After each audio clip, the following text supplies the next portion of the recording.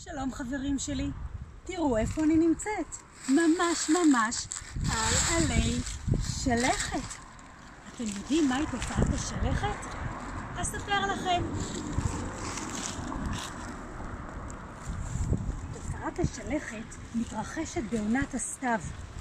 בסתיו יורדת הטמפרטורה ונעשה קריר. השמש שוקעת והעלים שעל העץ לא מקבלים מספיק אור מהשמש.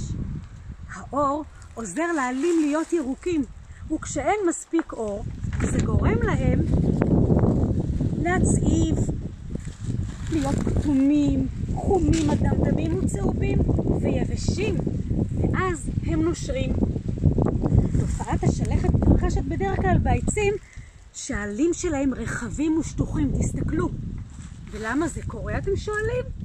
כשנעשה קריר ואין מספיק אור, העלים ניזוקים מחוסר אור ומקור. העץ צריך להשקיע המון אנרגיה, המון כוח כדי לשמור על העלים שלו, ולכן הם נושרים, כי העץ מעדיף את האנרגיה הזאת לשמור לענפים שיהיו חזקים ומוכנים לבוא האביב, ללבלוב מחודש. עלי השלכת שנושרים לרגלי העץ עם הזמן מתפוררים ומשמשים כדשן אוכל לשורשי העץ כל החורף. איזו תופעה חכמה זו השלכת.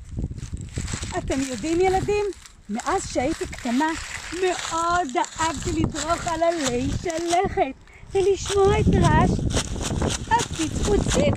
אני מציעה גם לכם לחפש עץ שנמצא בשלכת ולנסות לדרוך על העלים. זה נחמד. אז להתראות חברים שלי, תהנו גם אתם.